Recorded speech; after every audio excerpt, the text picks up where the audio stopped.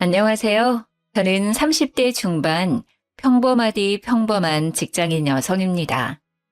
출퇴근길 운전하면서 유튜브 사연 들으면서 같이 욕하는 재미로 살고 있습니다. 저의 얘기를 보내면 많은 분들이 분노해 주시고 공감해 주지 않을까 싶어서 용기 내서 사연을 씁니다. 매번 사연을 들으면서 청취자의 입장으로 욕하기만 하다가 저의 얘기를 쓰려니 조금 떨리지만 천천히 써내려가 보도록 하겠습니다. 잘 들어주세요. 시작합니다. 저의 20대는 연애하면서 다 보냈다 싶을 정도로 나름 여러 명과의 연애를 하며 얻은 경험으로 남자 보는 눈이 점점 좋아지고 있다고 자부하고 지냈습니다. 친구들의 연애 상담 조언도 많이 해주면서 뿌듯함을 느끼기도 하고요. 몇 명의 남자들을 만나고 나니 진득하게 오래 만날 남자를 만나고 싶었습니다. 30대에 접어들고 나니 가볍고 재미있는 연애가 아닌 내 평생을 오래 함께할 수 있는 사람을 만나기 위해 노력을 많이 했습니다. 동호회도 이곳저곳 나가고 들어오는 소개팅도 마다하지 않고 나갔습니다. 그래도 내 남자다 싶은 사람은 없더라고요. 20대에는 나름 화려하게 보냈는데 30대는 초반부터 외로움이구나 할 무렵 그 남자를 만나게 되었습니다. 직장 선배의 소개로 만난 그는 2살 연상의 IT 계열 회사에 다니고 있었고 첫인상부터 이 사람이다 싶었습니다. 쌍꺼풀 없는 눈매에 시원시원하게 웃는 모습이 매력적이었던 그와는 첫 만남에서부터 호감이었고 다행히 그 역시 저와 같은 생각이었는지 저흰 만난 지 3일 만에 교제를 시작했습니다. 사는 곳도 멀지 않아 매일매일 만났고 한 달 만났을 때부터 결혼 얘기가 오가게 되었습니다. 저도 이 사람과 빨리 결혼하고 싶었지만 한편으로는 두려움이 컸습니다. 그 이유는 저희 집이 이혼 가정이기 때문이죠. 저희 엄마는 제가 20살 때 이혼을 했습니다.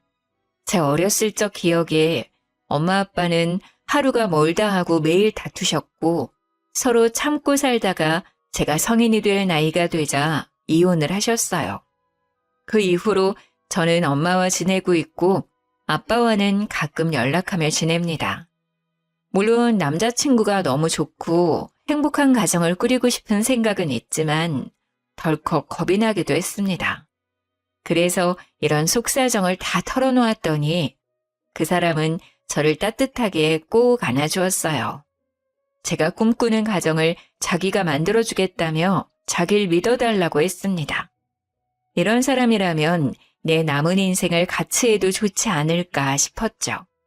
그렇게 만난 지 3개월이 되었을 때 결혼 준비를 시작하기로 했습니다.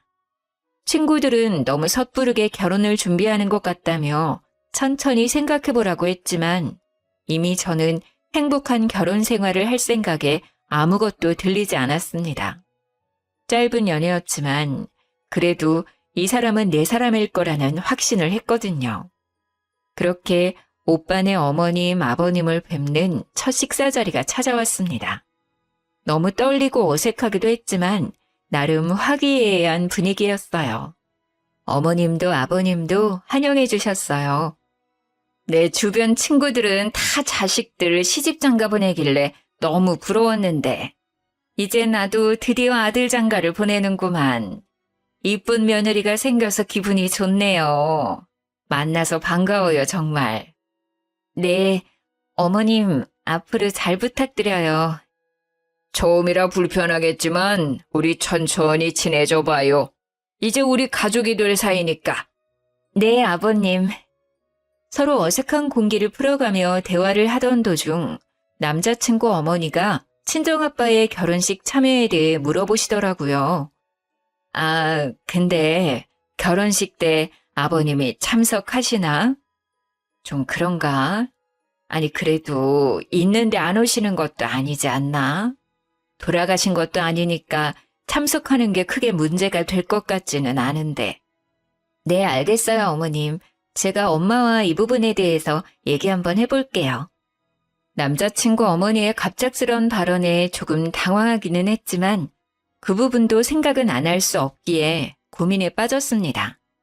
그날 집에 가는 차 안에서 많은 생각을 했습니다. 저는 아빠의 참석 여부에 대해 전혀 생각을 하지 않았었거든요. 사실 저희 아빠는 엄마와 이혼 후에 다른 분을 만나 재혼을 하셨어요.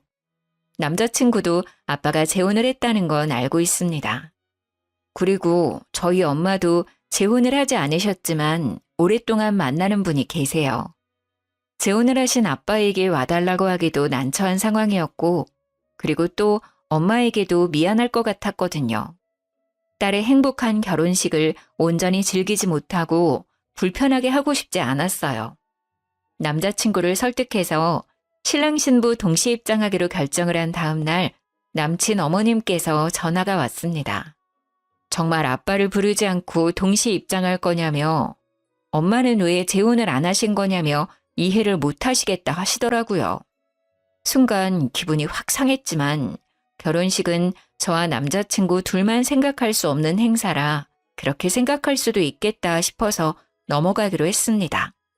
빠른 결혼 준비로 바쁜 나날들을 보내고 있던 중에 아빠한테 연락이 왔어요. 아빠한테도 알려드리긴 해야 할 것 같아서 결혼 소식을 전해드렸었거든요. 축의금을 주고 싶다며 꼭 받아달라고 말씀하시길래 계속 거절할 수도 없어서 받기로 했습니다. 아빠와 통화를 끝내고 계좌를 확인해봤는데 3천만 원을 보내주신 게 아니겠어요? 너무 놀라서 아빠한테 다시 전화했더니 너 어릴 때부터 아빠 엄마가 못 볼 꼴 보이고 지금도 널 제대로 챙겨주지도 못한 거에 비하면 3천은 적은 돈이야. 더 주고 싶은데 아빠가 지금은 이것밖에 못 줘서 마음이 쓰이는구나. 이쁜 딸은 꼭 이쁜 가정 꾸렸으면 좋겠어. 아빠가 주는 이 돈은 다시 주지 말고 너 결혼 자금 하렴. 감사하기도 하고 죄송하기도 하고 여러 마음이 교차했습니다. 들리는 얘기로는 아빠가 하는 일이 좋지 않다고 들었거든요. 지난번에 만났을 때는 많이 야위기도 해서 마음이 좋지 않았어요. 무리해서 보내주신 것 같아 신경이 쓰였죠. 하지만 결혼 준비로 너무 정신없이 바빴고 일단 받아두기로 하고 나중에 다시 생각하기로 했습니다. 그렇게 시간이 흘러 결혼식 날이 다가왔고 어머님이 끝까지 아빠의 빈좌석에 대해 얘기를 하셨지만 별탈 없이 결혼식을 무사히 치르고 신혼여행도 잘 다녀왔어요. 남자친구에서 남편이 된 그 사람과 맥주 한잔하며 이런저런 얘기를 나누는데 갑자기 남편이 차를 바꾸겠다고 하는 게 아니겠어요? 아, 맞다 자기야. 이번에 내 차 바꿀까 봐. 딜러 하는 내 친구 알지? 지난번에 걔 만나면서 차도 보고 왔어. 뭐? 갑자기 차를 바꿔? 그 차 아직 멀쩡하잖아. 우리 결혼하느라 돈도 많이 썼는데 좀 더 타다 바꾸자. 아버님이 3천만 원 주신 거 안 썼잖아. 그걸로 바꾸자. 나 차 바꾸고 싶단 말이야. 어차피 당장에 큰돈 들어갈 일도 없으니까 그 돈 써도 되잖아. 우리 아빠가 주신 돈으로 본인 차를 바꾸겠다니 너무 어이가 없고 기분이 나빴습니다. 저는 아빠한테 다시 돌려드릴 생각이었거든요. 오빠, 아무래도 아빠가 준 돈 다시 돌려드리는 게 맞는 것 같아. 안 그래도 얘기하려고 했는데 정신없어서 이제야 얘기하네. 자기야, 그걸 왜 돌려줘? 너 결혼 자금하라고 주신 거잖아. 굳이 왜? 그렇긴 한데 이 돈을 어딘가에 쓰기도 좀 그래. 원래 받았을 때 바로 드리고 싶었는데 정신없어서 잠시 미룬 것뿐이야.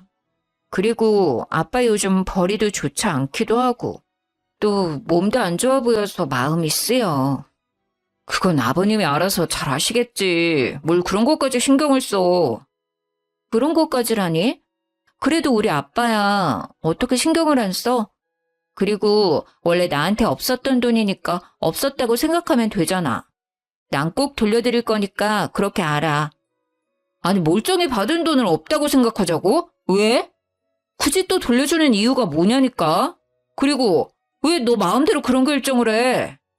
남편이 차를 아빠 돈으로 바꾸겠다는 것도 기분이 상했는데 왜 마음대로 결정을 하냐고 하는 말에 기가 찼습니다. 마음대로 결정을 한 건 오빠 아니야? 나한테 상의도 없이 차까지 보고 오는 게 어딨어.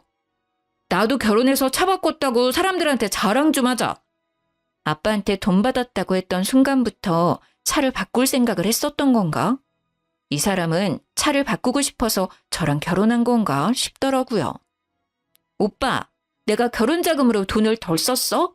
아니잖아. 그리고 3천만 원은 아빠가 나한테 준 돈이야. 명백히 따지자면 내 돈인데 오빠야말로 나한테 상의 없이 그 돈으로 차를 바꾸겠다니. 그게 왜 네 돈이야? 네가 결혼을 했기 때문에 주는 돈이니 우리 돈이지. 결혼 안 했으면 아버님이 그 돈 주셨을 것 같아? 네가 나랑 결혼하니까 받을 수 있었던 거잖아. 내 말 틀려? 아빠가 나한테 준 돈이 우리 돈이라고 말도 안 되는 억지를 부리는 모습을 보니 하루빨리 아빠한테 돈을 돌려주는 게 맞다고 생각했어요. 나 몰래 그런 흑심을 품고 있었다고 생각하니 배신감까지 느껴졌습니다. 그리고 그 다음 날 어머님께서 점심 먹으러 오라고 했었던 날이라 응어리진 마음이 풀리지는 않았지만 시댁에 가기 위해 준비를 했습니다. 화장대에서 화장하는 제 옆에 서서 남편은 못마땅한 표정으로 말을 걸었어요. 나 차 계약할 거야. 이미 마음에 드는 차도 골랐단 말이야. 그러니까 3천만 원 다시 돌려드릴 생각하지 말고. 도대체가 멀쩡한 차를 왜 바꾸냐고. 그거 몇 년 안 탔잖아. 말이 되는 소리를 해 좀. 그리고 왜 아빠가 준 돈으로 차를 바꿔? 우리 잘 쓰라고 주신 돈이니까 내가 잘 쓰겠다고. 너도 새 차 타면 좋잖아.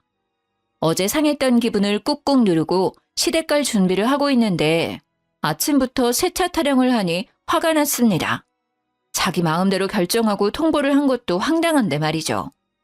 아니, 나는 새 차 필요 없어. 그리고 나 오늘 아빠한테 돈 보낼 거야. 계약을 하든 말든 돈은 알아서 해.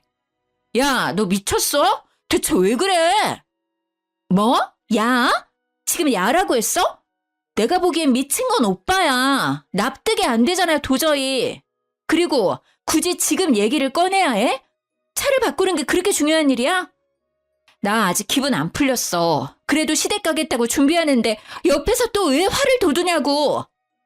그렇게 큰 소리가 오가고 저는 펑펑 울고 말았습니다. 도저히 이대로는 시댁에 갈 수가 없어서 남편한테 말했죠. 도대체 왜 그래 정말? 나 오늘 점심 먹으러 못 갈 것 같아.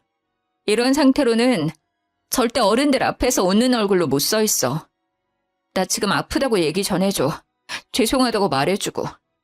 어차피 지금 이 상태로 가봤자 분위기만 망칠 것 같아.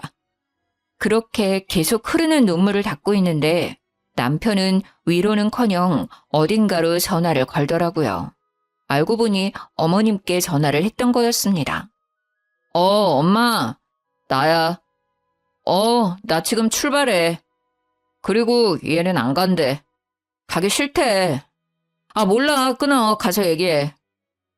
그렇게 전화를 끊은 뒤 남편은 혼자 시댁에 갔습니다. 아니, 내가 못 가게 된 원인이 지 때문인데 밑도 끝도 없이 얘 안 간대 라고 전화를 한 남편놈. 심지어 바로 내 앞에서 보란듯이 전화하는 모습을 보니 절 엿먹이려 한 건가 싶더라고요. 그렇게 벙쪄서 거실에 앉아 있었는데 어머님이 전화가 왔어요. 너는 내가 또 이런 경우는 처음이네. 너 어른들이랑 약속에 그렇게 우습니? 시어머니가 만만해? 남편이랑 좀 싸웠다고 시댁을 안 와? 이게 말이 된다고 생각해? 진짜 나 때는 상상도 못할 일이야. 눈이 퉁퉁 붙더라도 와야지.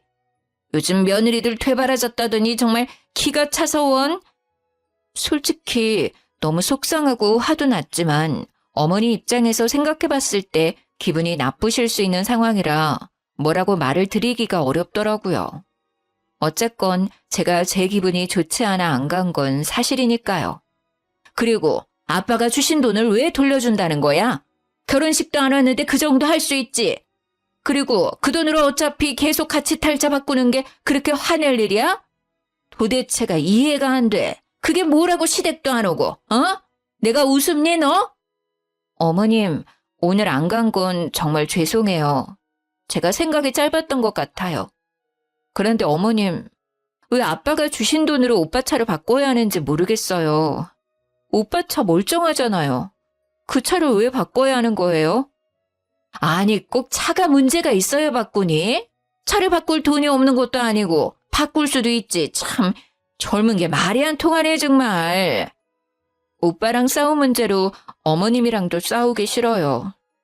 어머님은 오빠랑 똑같은 말을 계속 되풀이하시다가 결국 참지 못하셨는지 노발대발하시며 전화를 뚝 끊어버리시더라고요. 그렇게 그 이후로 별 대화 없이 남편이랑 대면대면하게 지내다가 구정이라 전날부터 가서 열심히 명절 음식을 준비했습니다. 내일 친척들 많이 오니까 부족하지 않게 넉넉하게 부쳐야 해. 아, 그리고 나물도 손질하고 데치고 해야 해. 할 일 많으니까 빠릿빠릿하게 움직여야 할 거야. 남편도 시누이도 아버님도 앉아서 TV 보면서 히히덕거리기만 하고 저만 혼자 바쁘더라고요. 어찌나 꼴보기 싫던지. 붙이고 있는 전을 남편 얼굴에 확 던져버리고 싶었지만 결혼 후 첫 명절이라 최선을 다해 어머님을 도왔습니다. 어머님은 제가 쉴 시간도 주지 않으시고 계속 일을 시켰어요.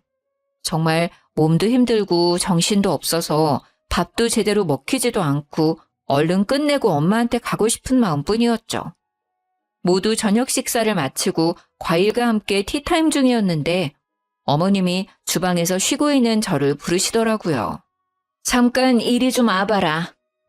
부르시는 소리에 어머니가 계신 쪽으로 갔더니 갑자기 저보고 무릎을 꿇으라는 거 아니겠어요? 아니, 내가 지난번 일 그냥 넘어가면 안 될 것 같아서. 우리 가족들 의견도 궁금하기도 하고. 그리고 남편이랑 싸운다고 시댁도 안 오고 정말 내가 진짜 너무 어이가 없어서 웃음이 나더라 그날은. 이번 기회에 너의 그 버르장머리를 제대로 고쳐줘야지. 뭐하고 있어? 멀뚱멀뚱 쳐다만 보고 있을 거야? 무슨 말을 하시는 건가 싶었습니다. 황당해서 그냥 멍하니 서 있는데 남편이 옆에서 거들며 저를 무릎 꿇려 앉히는 거 아니겠어요? 화를 내고 싶었지만 모두 다 시댁 식구들이고 제가 뭐라고 해봤자 손해일 것 같아서 가만히 있을 수밖에 없었습니다. 어찌나 비참한 마음이 들던지 뛰쳐나가고 싶은 심정이었어요. 너희가 결혼한 지 6개월이 되었어? 1년이 되었어? 결혼 초반부터 이게 뭐니? 벌써부터 삐그덕거리면 앞으로 어떻게 하려고 해? 너네 아직도 냉전 상태라며? 남편한테 좀 져줄 수도 있는 거지. 어쩜 너도 똑같이 그러고 있니? 아무리 생각해도 제가 잘못한 건 없는 것 같은데 이게 이렇게 모든 식구들 앞에서 혼나야 하는 일인가 이해가 안 되었어요. 말도 안 되는 상황에 눈물만 주륵주륵 흘렀어요.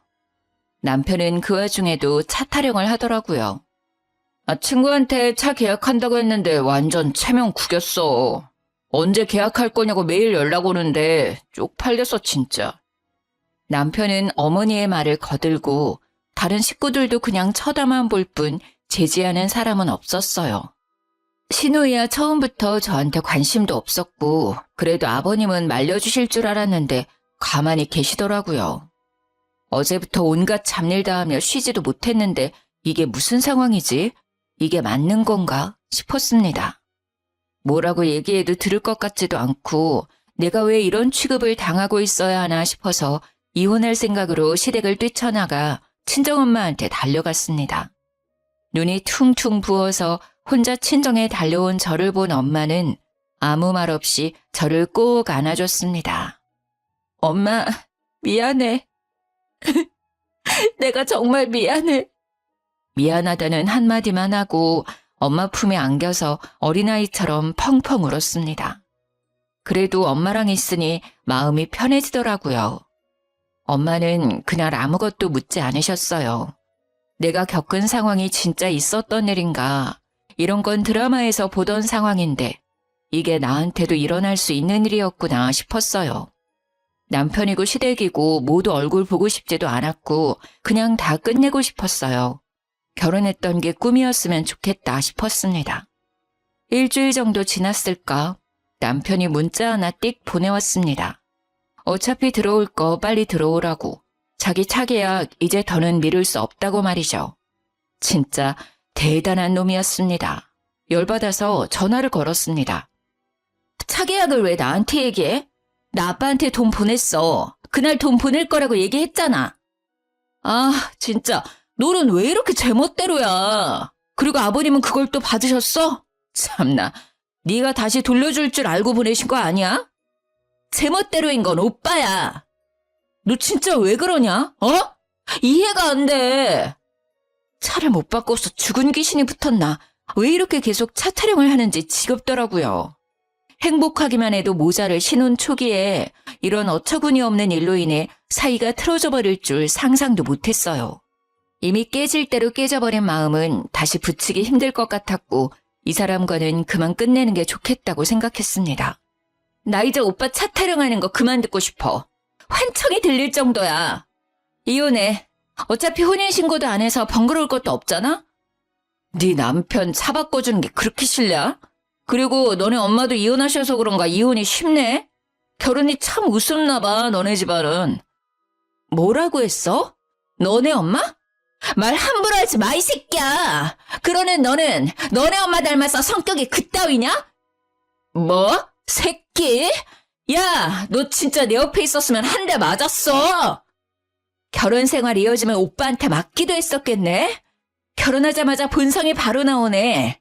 짐은 곧 정리할 거니까 그렇게 알고 있어. 전화 끊고 나서도 분이 풀리지 않았지만 그래도 결혼한 지 얼마 안 되어서 혼인신고도 하지 않았을 때 남편의 실체를 알게 되어 다행이라고 생각했습니다. 그날 저녁 엄마랑 밥을 먹고 있는데 엄마 핸드폰으로 전화가 오더라고요. 시어머니였습니다. 저는 엄마한테 받지 말라고 했지만 엄마는 뭐라고 하는지 들어야겠다며 전화를 받았습니다. 결혼한 딸 계속 품고 계실 건가요? 살다 보면 이런저런 일로 다투기도 하는 거지. 애를 잘 타일러서 보내셔도 모자를 판에 이혼이라니요. 이혼이 애들 장난도 아니고. 사부인 말대로 살다 보면 이런저런 일로 다툴 수 있죠. 그런데 김서방과 사부인이 제 딸에게 한 말과 행동이 이런저런 일인가요? 저는 그런 일은 막장 드라마에서만 나오는 줄 알았네요. 말 되게 이상하게 하신다. 저희가 못할 짓 했나요? 정말 황당하네요. 저도 제 딸이 이혼하기를 바라지 않았어요. 어느 부모가 자식이 이혼하길 바래요? 결혼해서 행복하게 잘 살아줬으면 하는 게 부모 마음 아닌가요? 아무리 세상이 변했다고 해도 여자가 이혼하면 시선이 곱지 않은 거 사부인이 겪어보셔서 잘 아실 텐데요. 그건 남자도 마찬가지 아닌가요? 남자 여자 따지는 시대는 이미 지나갔지요. 엄마도 이혼하고 딸도 이혼하고 참 대단하십니다. 해도 너무하다는 생각이 들었어요. 친정엄마한테까지 함부로 말하는 시모.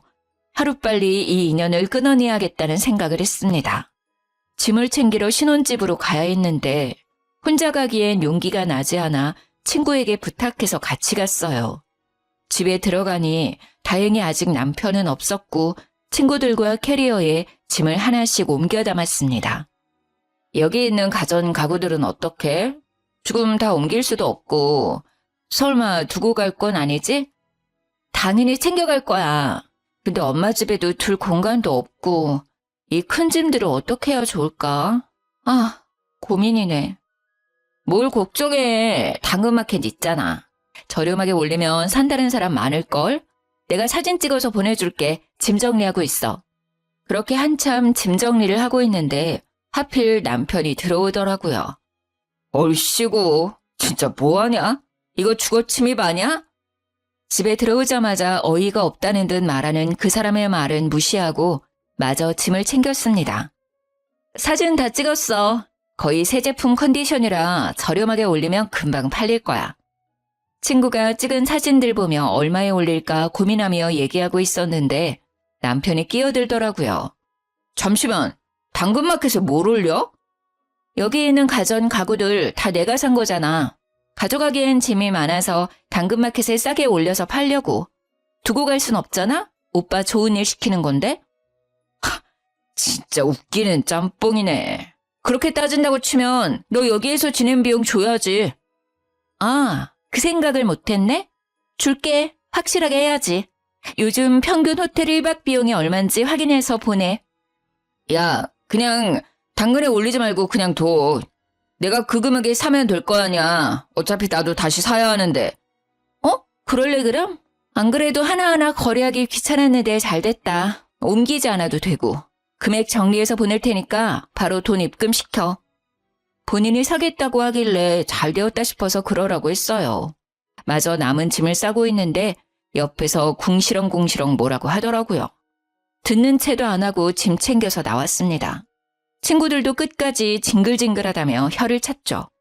그렇게 아무 일도 없었던 것처럼 일상으로 돌아갔어요. 마침 회사도 바쁜 시기라 정신없이 보냈습니다. 그렇게 한 달 정도 지났는데 남편한테 아무 연락도 없더라고요. 계좌를 봐도 입금된 내역은 없었어요. 이거 가만두면 입 싹 닫고 절대 돈을 안 보낼 것 같더라고요. 그래서 당근마켓에 정말 싸게 올렸습니다. 그랬더니 구매하겠다는 사람들에게 연락이 엄청 왔습니다. 구매하겠다는 분들 중 한꺼번에 구입하고 싶은 사람이 계셔서 그분과 거래를 하기로 했습니다. 날짜를 조율해 구매자를 만나서 무사히 거래를 완료했어요. 정말 운이 좋게도 그 자식이 집에 없을 시간이라 별 문제 없이 진행되었습니다. 하나하나씩 집이 비워질 때마다 웃음이 나서 참느라 혼났습니다. 돌아왔을 때 텅 빈 집을 보고 황당해할 그 얼굴을 보지 못해서 아쉬웠어요. 그날 거래를 마치고 기분 좋게 친구들이랑 한잔하려고 만났습니다. 술도 너무 달달하고 기분도 최고로 좋았죠. 친구들이랑 그놈을 안주 삼아 신나게 술을 마시고 있는데 그 자식한테 전화가 오더라고요. 너 뭐 하는 짓이야 진짜? 뭐가? 너 설마 집에 있는 물건들 다 팔았냐?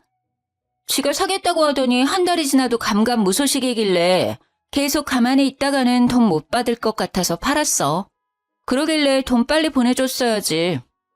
너는 나한테 돈을 받고 싶냐? 어? 그동안 만났던 정도 없어? 진짜 대단하다. 그걸 또 팔았어? 와, 우리 사이? 도대체 무슨 사이죠? 그리고 당연히 받아야 할 돈 달라는데 그게 무슨 문제지? 게다가 엄청 싸게 가격도 해드렸는데 그쪽이 안 주셨잖아요. 심지어 한 달 동안 무단으로 사용까지 하고. 진짜 너무하다 생각 안 드냐? 너무한 건 오빠랑 오빠네 가족이지. 나 지금 너무 기분 좋게 친구들이랑 술 한잔 중이거든? 그럼 할 말 다 한 것 같으니 기분 망치게 하지 말고 끊어. 전화를 끊고 친구들이랑 재미있는 시간을 보냈습니다. 그날은 참 즐거웠는데 말이죠. 서류도 처리할 것도 없어서 깔끔하고 이제 나는 자유가 되었는데 그 뒤에 휘몰아쳐 오는 여러 감정들이 견디기 힘들었습니다. 엄마한테도 너무 죄송스럽고 내 자신도 원망스러웠습니다. 남자 보는 눈이 생겼다고 자부했던 지난 날들이 너무 부끄러웠습니다. 엄마한테 티 안 낸다고 노력했다고 생각했는데 저의 그 우울한 감정들을 눈치채셨는지 매일매일 저를 위로해 주셨습니다. 엄마가 아저씨한테도 말했는지 아저씨도 저희 집에 자주 오셔서 예쁜 꽃다발을 선물해 주시거나 맛있는 식당에 가서 음식을 포장해 오실 때도 있었고 인기 있는 뮤지컬 공연에도 데려가 주셨습니다. 정말 감사하게도 저를 웃게 해주시려고 노력하셨어요. 엄마와 아저씨 덕분에 힘든 감정도 이겨낼 수 있었습니다. 그 자식도 나처럼 힘들었으면 좋겠는데 나만 힘든 것 같아서 억울했습니다. 엄마와 아저씨랑 셋이 맥주 한잔하며 이런저런 얘기 도중 아저씨 아드님도 만나고 있는 여자친구가 있는데 슬슬 결혼 얘기가 오가고 있어 곧 상견례를 앞두고 있다고 하셨습니다. 나도 이혼해서 아들 혼자 키우는데 우리 아들도 처가에 무시당할까 봐 걱정되네. 혼자 키웠지만 남부럽지 않게 잘 키웠는데. 아저씨, 그런 사람들 흔하지 않아요. 제가 정말 재수가 없었던 거예요. 걱정 마세요. 안 그런 사람들도 많아요. 분명 좋으신 분들일 거예요. 그렇지. 괜한 걱정은 하지 말아야지. 그리고 그런 생각을 가지고 있는 집안이라면 난 절대 결혼 안 시킨다. 한참 신나게 수다 떨다가 아저씨는 화장실에 가셨고 엄마랑 해외여행이나 갈까 하고 계획을 짜보려고 하는데 하필 그때 아저씨 핸드폰에 전화가 왔는지 벨소리가 울렸죠. 액정을 확인해보니 아드님이더라고요. 아들이 여자친구랑 찍은 사진을 화면에 설정해 놓으셨는지 커플 사진이 뜨길래 슬쩍 쳐다봤는데 순간 너무 놀라 입을 다물 수가 없었습니다. 아저씨 아들이 만나는 여자는 제 전남편의 동생, 바로 전신우이였습니다. 생각해보니 예전에 신우이가 자기 남자친구 얘기할 때 시모가 너희 둘은 하필 이혼한 가정만 골라 만나냐고 한마디 하셨던 게 기억이 쓱 하고 스쳐 지나갔습니다. 그래도 아가씨한테 별말 안 한 이유는 현재 아저씨가 유통업 운영을 하시는데 사업이 꽤 잘 되시거든요. 그리고 그 업을 아드님이 물려받는 걸로 알고 있고요. 그래서 전 시모가 엄청 좋아하셨어요. 자기 딸 사모님 되는 거냐며 입이 귀에 걸리셨던 게 기억났습니다. 저는 순간 기회다 싶었어요. 그날은 아저씨한테는 일단 말씀드리지 않고 넘어갔어요. 집에 와서 엄마한테 얘기를 했더니 엄마도 몰랐었다고 하시더라고요. 아저씨한테 어떻게 얘기를 드릴까 하던 찰나에 아주 좋은 생각이 떠올랐습니다. 아저씨 아드님 상견례 날이 다가왔고 장소와 시간을 알고 있던 저는 식당 근처에서 기다렸어요. 식사 시간이 끝났는지 아저씨와 아드님 그리고 전 시댁 식구들이 식당 밖으로 나왔습니다. 저는 곧장 아저씨한테 달려갔죠. 아저씨! 아이고 우리 영주 우연히 만나니 더 반갑네. 친구들 만나러 가는 중이니? 아저씨는 저를 반갑게 맞이하셨고 전 시댁 식구들은 마치 귀신이라도 본 사람들처럼 입을 떡 벌리고 저를 쳐다봤습니다. 아니, 너? 시어머니는 얼굴이 하얗게 질리셨고 남편도 무슨 일인가 싶었는지 저의 손목을 붙잡고 다른 곳으로 끌고 가려고 했어요. 저를 억지로 끌어내려는 남편을 아저씨가 제지해 주셨죠. 뭐 하는 거예요? 내 딸 같은 아이한테. 아저씨의 발언에 전 시누이는 금방이라도 울 것 같은 표정이었고 전 시모는 놀란 토끼눈이 되었어요. 모두 있는 자리에서 저는 아저씨께 말씀드렸습니다. 아저씨, 여기 계신 분들이 제 전 시댁 식구들이에요. 뭐? 아저씨는 제 말을 듣고 순식간에 화난 얼굴로 전 시모를 째려봤습니다. 사돈어른, 뭔가 오해가 있으신 것 같은데 저희 조용한 곳으로 가서 얘기를 좀 더 나눌까요? 저는 더 이상 할 말은 없는 것 같고 오늘 나누었던 결혼 얘기는 다시 생각해 보도록 하죠. 아니, 그냥 없던 걸로 하는 게 나을 것 같네요. 아들, 일단 너 집에 먼저 가 있어라. 아저씨는 저를 데리고 그 자리를 박차고 나왔습니다. 그렇게 아무것도 못하고 저를 쳐다보는 시댁 식구들을 뒤로하고 아저씨와 함께 가는데 속이 너무 시원했습니다. 그 다음날 아저씨랑 엄마랑 근교 드라이브 가기로 해서 준비 중이었는데 전 남편과 그 식구들이 친정집으로 들이닥쳤습니다. 야! 이년아! 문 열어!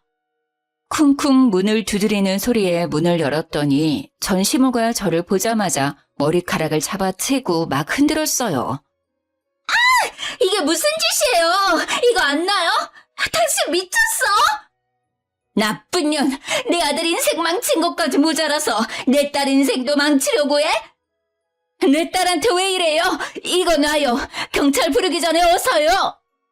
저도 가만히 있을 수 없어서 똑같이 머리채를 잡아드렸죠. 전 시모의 비명소리에 뒤에 있던 두 자식놈들도 합세해 순식간에 현관은 난리가 났었어요. 그 순간 엄마와 저를 데리러 온 아저씨가 사자후를 질렀습니다. 도대체가 뭐 하는 거예요? 아저씨는 엉망진창이 된 엄마와 저를 살피고 나서 무서운 얼굴로 시어머니와 시누이를 쳐다봤습니다. 정말로 대단한 사람들이네. 아버님, 오해해요. 시누이는 울면서 아저씨께 매달렸어요. 아저씨는 단호하게 선을 그어 얘기했습니다. 대체 어떤 게 오해라는 거지? 그리고 누가 아버님이야? 헤어지라고 얘기했는데 아직 전달 못 받았나? 저 못 헤어져요.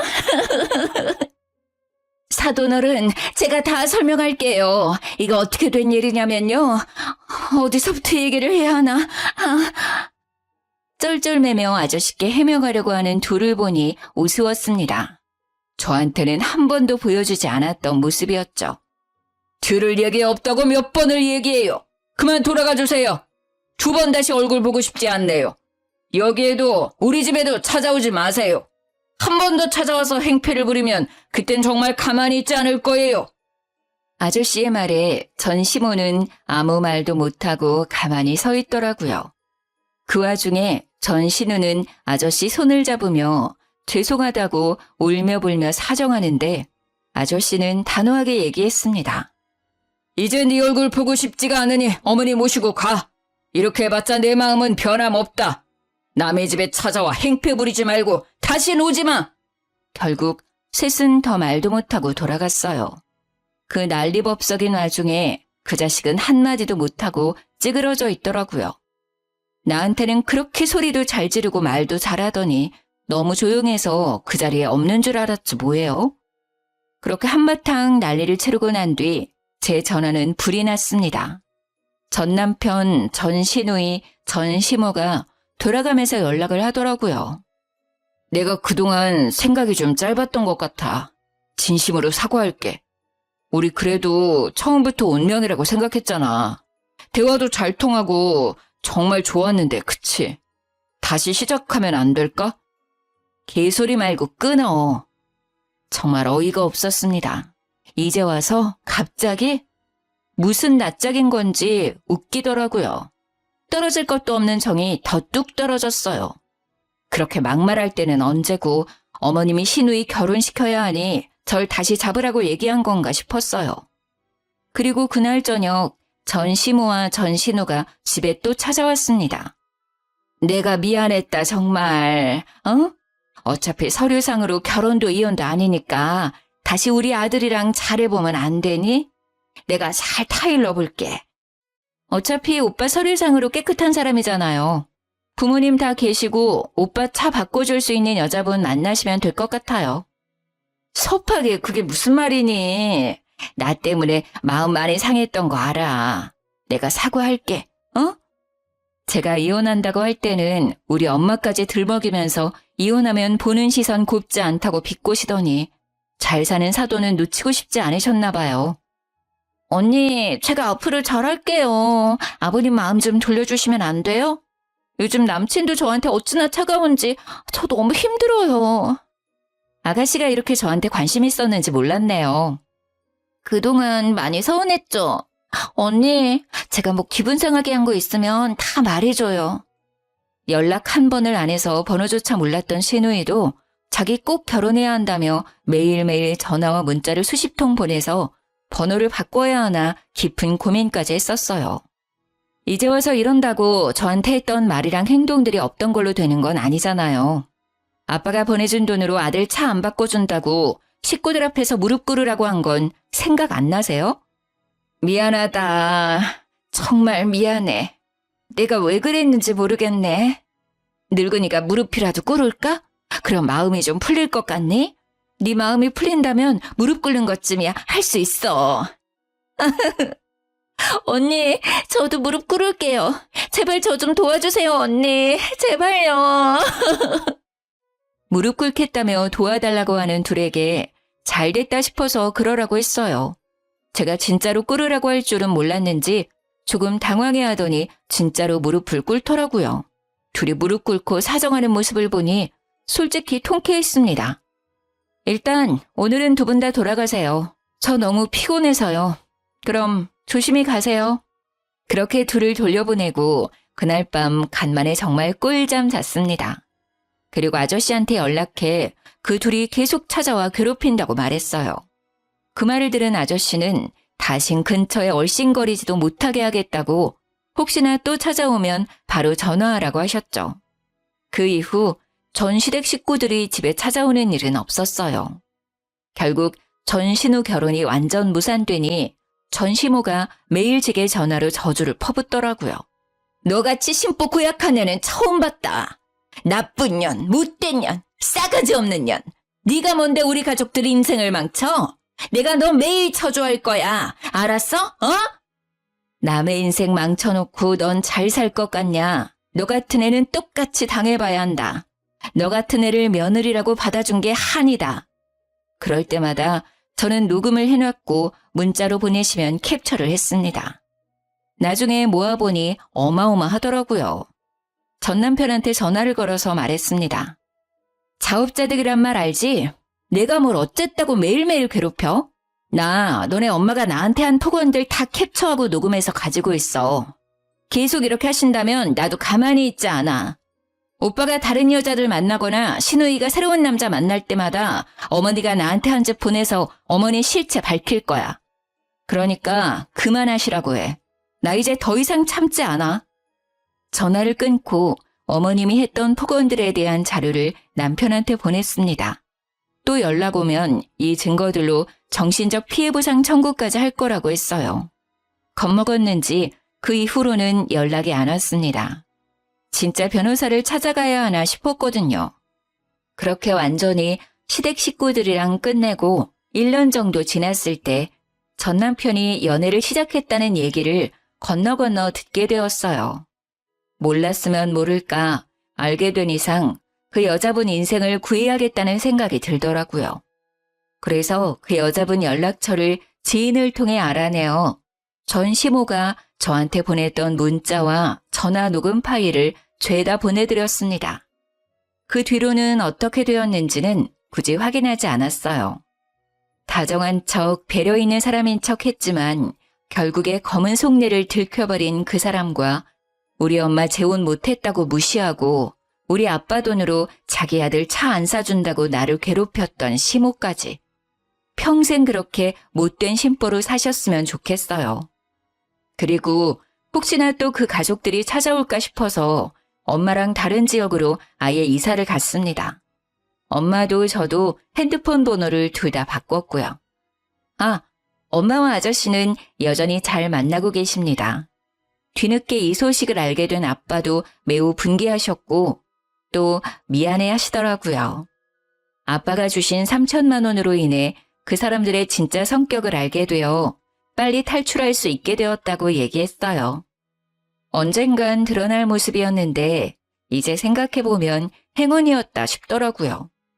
애라도 생겼거나 혼인신고라도 했었으면 더 골치 아프고 오래 걸렸을 거예요. 생각만 해도 끔찍한 일이지만 지나고 나니 너무 잘한 것 같습니다. 인생 액땜한 셈 치고 있어요. 이젠 저한테 어떠한 고난과 역경이 오더라도 이 정도쯤이야 하고 지나갈 수 있겠죠? 뭔가 단단해지고 이제 정말 어른이 된 느낌이에요. 저는 요즘 20대 때 연애하느라고 못 갔던 해외여행을 다니고 있어요. 그리고 회사에서 승진도 해서 연봉도 올랐습니다. 내년에는 장기 근속 보상으로 리프레시 휴가가 있어서 유럽 쪽으로 길게 여행을 다녀올 계획입니다.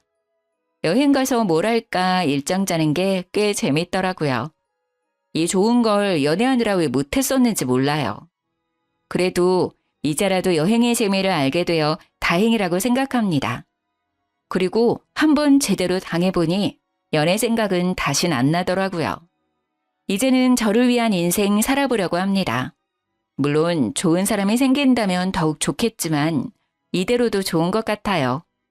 너무 긴 사연인데 재미있게 들어주셨을까요? 같이 분노해 주시고 같이 속 시원해 하셨으면 합니다. 감사합니다. 늘 행복하시고 건강하세요.